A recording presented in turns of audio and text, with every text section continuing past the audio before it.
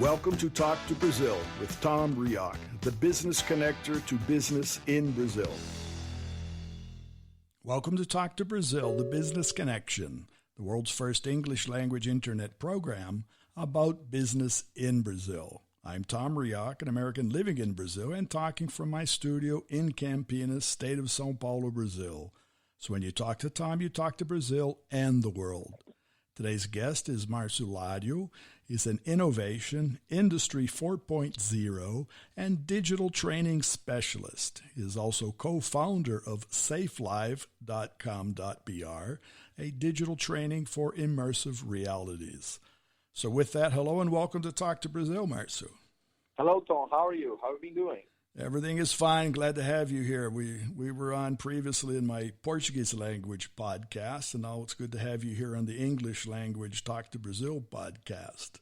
Great. Let's include all the listeners. Yeah. That's great. Yeah, because Marcio, a recent study that I saw and we shared from the McKinsey Company that's titled Brazil 2020 Opportunity Tree. They had an extensive section titled Tech-enabled productivity should not wait. In your opinion, is Brazil waiting, or is Brazil on the move regarding artificial intelligence and the Internet of Things? I think it's moving, but it's moving very slow compared to the changes that we've seen in the world.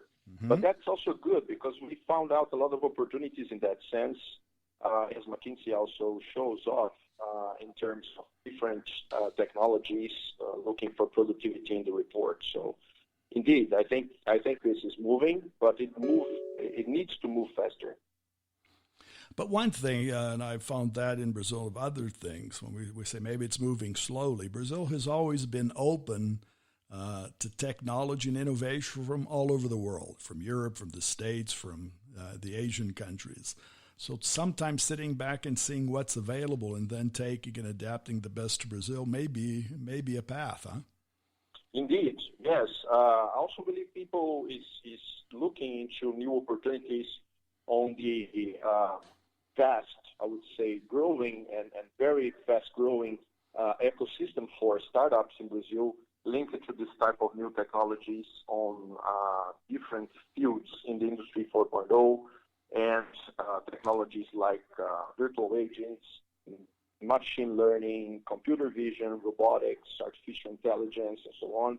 Also, the virtual realities, immersive realities that can improve productivity a lot in the companies.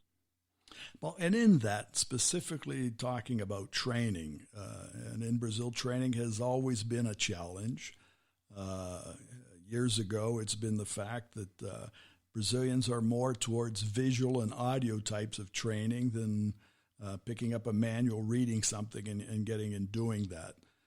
Part of that's due to the high population that's considered functionally illiterate. So in training within in immersive realities, is that more and better adapted to Brazil? I believe so. Indeed, we've been seeing a lot of demand in that range, looking for potentially give a better experience to the workers, and mostly including people that are illiterate or couldn't understand better the situation, as you're saying, the difficulty to read the book and to comprehend what is being described over there. So the Brazilians indeed are more visual and auditive person as well in the population, and they prefer things that are practical rather than theoretical. So in that sense, virtual reality and the immersive systems can bring the solution for this type of thing, including a substantial increase, I would say, in terms of productivity on the onboard of the employees. And there are some good examples going on. We've seen, obviously, outside of Brazil, some companies like Walmart and DHL, which are doing training for extensive amount of people, like 1,000 people, 2,000 people, on their benches there, in order to make the productivity better in terms of absorption of the training and onboarding of the employees faster.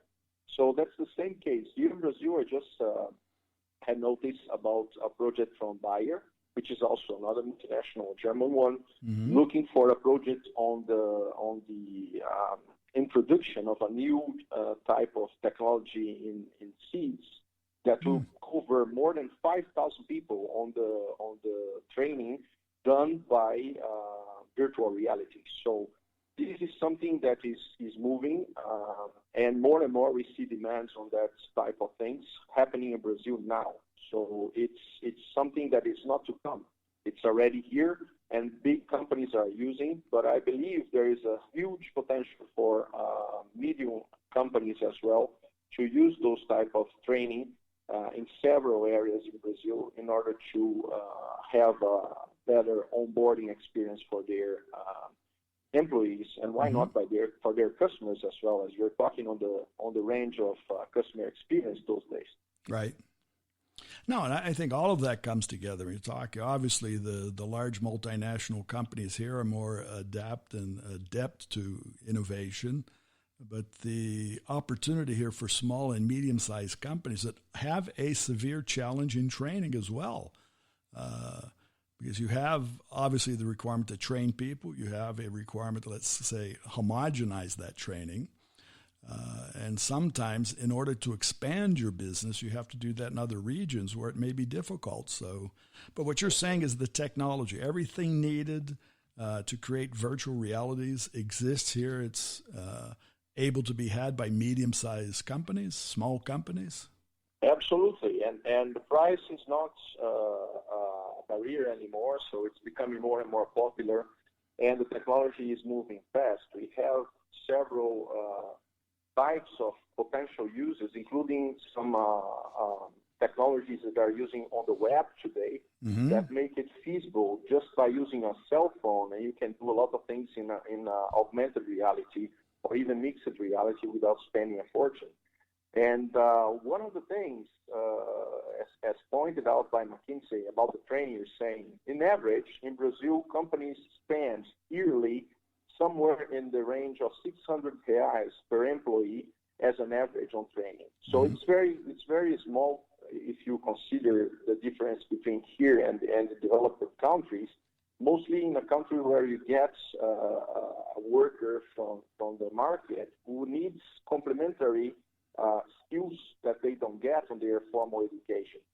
So just for our listeners to understand, we're talking about $150 more or less today. That's right, yes. So it's very low, but that's accomplished with the most of the obliged training for some areas like safety and health that the companies are obliged by the government to be doing. And this kind of money could be well spent as well in different systems, because the effectiveness of this type of trainings that they use today can be changed dramatically in terms of retention using this type of realities. And when you see a report as the one as we were discussing in McKinsey, which also says that in order to unlock these opportunities for growth, several roadblocks need to be addressed. So, and one of those is data-driven culture and adoption of behavioral changes needed, right, where they say that 80% of the problem is cultural. So that's true.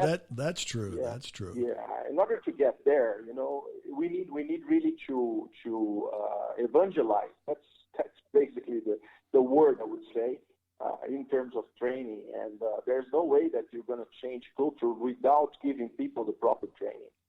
Paul, taking that word, the cultural experience and the virtual reality experiences, in Brazil, we still have a large number of younger people looking for jobs. Does the virtual reality adapt better to this younger generation that's already used to playing video games or used to different mechanisms for entertainment? Do they adapt faster and better? Yeah, they adapt fast and better, and that's what, in fact, they are expecting for the companies they will join in, because these type of things they'll have available in their homes sooner or later. I mean, either by having some games home or using some games outside where there are some arenas today where you can play games with virtual reality as well as a type of business in Brazil. So more and more you see these things becoming popular.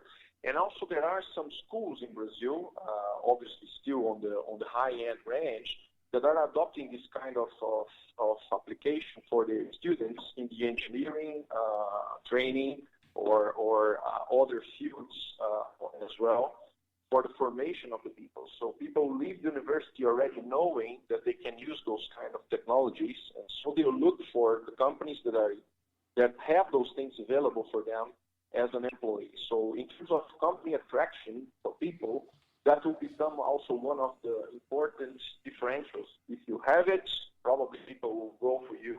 If you don't have it, they'll think that you are old-fashioned. So that's something. That's the point. Old-fashioned, outdated, and I think that's a good message for the small and medium-sized companies. They need to be seen as more modern. Otherwise, the workforce doesn't even want to work for them anymore.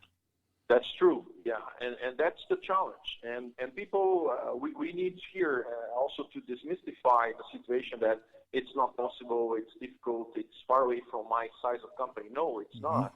On the contrary, it's becoming more and more singular to use those kind of applications like IoT, like the virtual reality sets, or the augmented reality sets for different types of things, affordable.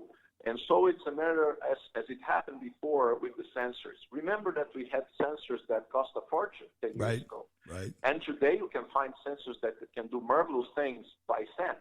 Mm-hmm. So it's the same stuff. It's very exponential in terms of cost reduction year on year. Right. So if you start looking for those things, you definitely will find someone in the ecosystem to solve your problem and find a good solution for you to digitalize your training and have your onboard employees in a faster way, in a more productive way, to also absorb part of the cost of your turnover, which is sometimes very, very important in some kind of business. Right.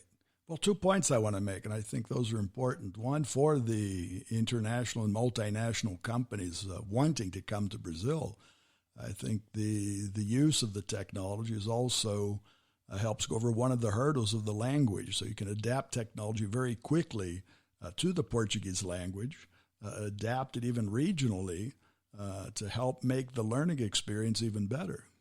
Absolutely. Yeah, it is available today, different types of experiences where you can use also technology as speech and listening things in order to make it happen faster, and that's also available on the market. You can use different type of speech recognition or the use of the speech into the virtual reality in the local language, or adapting and exchanging barriers. And we also have to take into account that companies coming in need to respect the local regulations. Right. So instead of spending months training the guys or trying to find the best employee, or maybe the guy has the right skills, the right set of skills, but doesn't have all the training or the regulatory training for that specific industry. So that will probably make it faster if you want to invest in terms of finding the right people, but giving them the cultural training as well. You can design for your company in the tool as a virtual reality set in order them to be on board easy. The other point I wanted to make, and that's one of your specialties, I know, in your company, which is Safe Live, your focus is also on safety and training in safety. And obviously when we're talking about environments that may have some type of risk, it's also very difficult to teach people what it's actually like to be in a risk situation in real time. Indeed, that's why we developed the Safe Life Immersive set there. First, to follow the regulatory sets in Brazil, where we have 36 regulatory statements for the law for different activities, like working at heights, like lockout, tryout on energies and dangerous energies. So also companies need to follow the local regulations in that sense, which we call NRs. So that's the normal regulatory set that people need to follow. Right. But you're absolutely right. In some cases, like you have to put an employee that never went up into a silo for a live training going up like 20 meters, 25 meters high. Mm-hmm. Obviously, there are companies that does that type of experience with their training. But we believe that it's easier and also more friendly to try to make that the trial that will be live someday, for sure, because that will never replace 100% of the experience. But at least you train the guy for all the previous things he has to accomplish before stepping up on the silo. Right. So when he really gets there, he'll have accomplished all the safety parts that he needs to have done before stepping up on the silo. Right. That will not be a worry. He'll have to work with his own emotions at that point only, not to deal with all the things that he had to do previously to that, because you'll be training in a virtual reality environment. And in some activities where you have potential fire, or you have explosions or potential explosions, or you have confined spaces where you need the people to feel what is happening and have alerts and this kind of stuff, so you can put people in those kind of environments without any type of risk. Right. So that's very important, because if any accident happens along the training, you'll also be penalized. Right. So that's the most important thing, to have risk-free environment for these people to be trained. They'll have the experience, they'll have gamification or gaming sides also to make it easier and to swallow all the training and become a safety hero. Right. So that's what we are looking for. People to join in, to have a good experience about safety, and to understand what's behind the scenes before they get exposed to any danger. Now, I 2 weeks ago, actually, I had a chance of speaking with an airline pilot. And part of the discussion was that we're talking about training, and he was talking about the number of hours that he needs to go through in simulators, flight simulators. And when we're talking flight simulators, that's virtual reality. And exactly that's the point. He says they are, and that's why the constant training and updating, they're updated and of any aspect that may come on and be discovered very quickly. And he says you just can't be able to, in real time and real flying, you can't learn to react to everything. It needs to be done in a simulator. That's true, and that works like that in terms of a digital twin of your process, your company, your field, whatever you think that it could be constructed in a virtual reality set as the plane. Right. And definitely what they train in the plane is not the normal situation. It's really the risky situations or any danger situation or any situations that they will probably not find very common in a normal flight. So if you have a storm or anything like this, that will be the kind of reaction they will have to be prepared to have once they face the truth in the real life. So that's what we are looking for. We're looking for taking out the risk, as very good example on the training for the pilots. And also here in Brazil, we have the guys that goes for driver licenses. They have simulators classes as well today. Right. So this is becoming, again, as you're saying, people is seeing this kind of things in their normal life, and they will ask for this kind of applications in the industry as well, because that's what they expect from the guys who will be updated on the technology, or the employer, which is really saying and walking the talk on digital. It's not anymore just saying, okay, I'm going digital. So what are the real practical things you're doing on the daily basis to make and to show to your employees and to your customers and to your whole community that you're really walking the talk in that sense. No, and really bringing that within the whole process structure of helping to reduce and increase productivity, right? Absolutely. That's the name of the game. We know that everything shows that Brazil, unfortunately, is not one of the more productive countries. And many companies need to reduce that. We're talking about cost. One of the ways to reduce cost is to increase your productivity. And I think that looking forward to 2020 and beyond, I think that's crucial for Brazil's development. Yeah, and for the company's survival. I mean, that's something whereas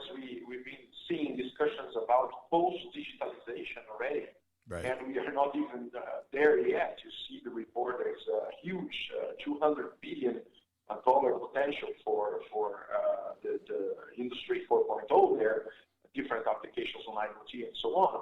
So this is really something that we in Brazil need, and companies that are coming to Brazil with this mindset will definitely have a great attraction, and improving productivity is the word in most of the companies. Digital will help, but we really need people to be embarked on the technology. It's not technology per se, but we need cultural, and we need people to understand what technology can do for them in their daily lives. Otherwise, they're scared to death to use things and leave the potential productivity behind. And competitivity of the country itself passes through that. We need those type of solutions here, and we need companies to come also with that mindset in order to establish their basis here for our future workers. Well, as we look out and we see it, I think that's a general feeling of really where Brazil's going looking forward. So I can see that you have your work cut out for you. 2020 is going to be promising, and I think that's going to be the same for most companies. That's what we think. And my also associates there, we've been seeing more and more the demands coming in the sense of companies that want to transform internally internally and entirely their process for training, and that's what we are receiving some requests for quotations. And sometimes we get in and they were taking somewhat surprised. I mean, we come up with the price and say, "Oh, I was wondering this was impossible for me to pay," and actually it's not. But yeah, surprise, technology is cheap. Right. Well, I think that's another point. It is becoming more accessible. So that's true. Yeah. Very good. Well, Marcio, I want to thank you. We're coming to the end of our time, and I want to thank you for sharing your time with our listeners, okay? Oh, it's always a pleasure to talk to you and to your listeners, Tom, anytime. All right. And for our listeners, you'll be able to find more about SafeLive at their site, which is www.safelive, that's SAFELIVE.com.br. And thank our audience and our sponsor, Focus MI Market Intelligence. Focus MI specializes in market research for the Brazilian agricultural market. More about them on their site, which is FOCUSMI.com. And also like to invite you to visit our website, www.talktobrazil.com, and that's TALK, the number 2, BRAZIL.com, to find more of our previous shows of Talk to Brazil Business Connection. Goodbye, and thanks for listening. Thanks for listening to Tom Rioch on Talk to Brazil, the business connector to Brazil.